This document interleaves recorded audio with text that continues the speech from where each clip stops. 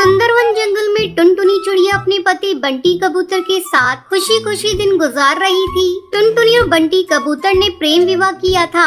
टुनटुनी की सास टूनी चिड़िया अपने गांव में रहती थी। एक दिन वो बिना खबर किए टुनटुनी के घर आ जाती है। अपनी सास को देखकर टुनटुनी कहती है, अरे माँ जी, आप कौन है?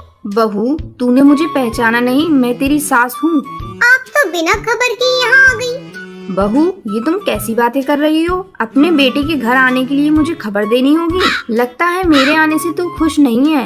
अरे नहीं माँ जी, आपके आने से तो मैं बहुत खुश हूँ। बहू, अब तू खुश रहे या नाराज, मैं तो कुछ दिन तक यहीं रहूंगी और मैं गांव तभी वापस जाऊंगी जब तू माँ बन जाएगी। अब जल्दी से तू मुझे पोते का सुख दे दे। अरे माँ जी, आप तो अभी आई हैं और अभी से पोते की रट लगाने लगी। अभी आप आराम कीजिए, मैं आपके लिए चाय बना कर लाती हूँ।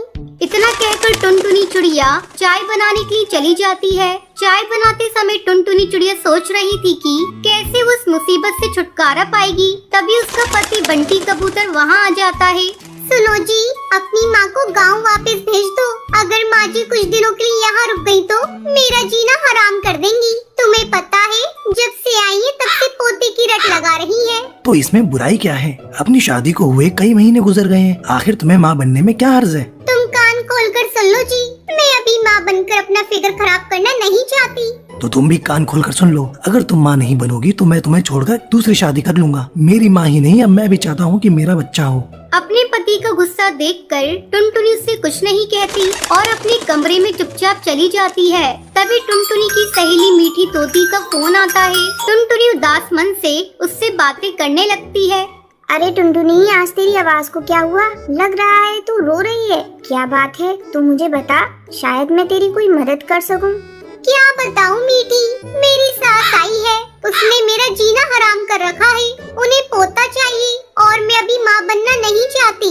मैं क्या करूं, कुछ समझ में नहीं आ रहा है। बस इतनी सी बात, तू झूठ मूठ की प्रेग्नेंट हो जा। कुछ दिनों बाद मैं तुझे एक अंडा ला कर दूंगी और तू अपनी सास को बता देना कि ये अंडा तूने दिया है। कुछ दिनों में उस अंडे से बच्चा बाहर आ जाएगा। इस तरह तू माँ भी बन जाएगी और तेरा फिगर भी खराब नहीं होगा। चल अब फोन रख। टुनटुनी फोन रख देती है और खुशी खुशी अपने कामों में जुट जाती है। इस तरह कुछ दिन गुजर जाते हैं। एक दिन टुनटुनी अपने पति बंटी कबूतर से कहती है, लगता है भगवान ने आपकी सुन ली, मैं प्रेग्नेंट हो गई। ये सुनकर बंटी कबूतर और उसकी सास दोनों खुश हो जाते हैं। एक सप्ताह बाद मीठी तोती टुनटुनी को एक अंडा ला कर देती है। टुनटुनी झट से उस अंडे को छुपा लेती है। फिर मीठी तोती वहाँ से चली जाती है। कुछ देर बाद टुनटुनी चिल्लाकर कहती है, माँ जी, ये देखिए, मैंने कितना सुंदर अंडा दिया है।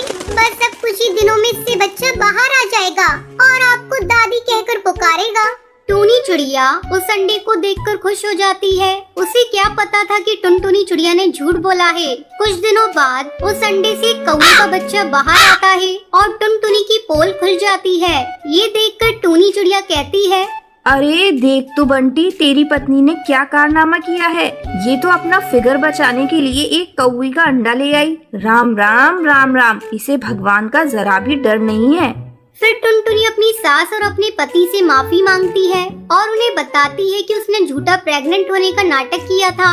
लेकिन बंटी कबूतर उसे माफ नहीं करता और उसे धक्के मारकर घर से बाहर निकाल देता है। टुनटुनी अपनी गलती पर पछता रही थी। वो कौवे के बच्चे को उसकी माँ के पास पहुँचा देती है।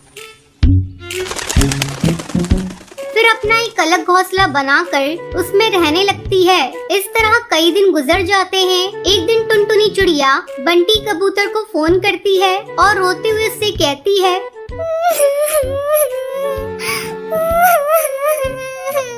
बंटी जी, मैं आपसे बहुत प्यार करती हूँ। मैं वादा करती हूँ आपसे, अब मैं कभी भी ऐसी गलती दोबारा नहीं करूँगी।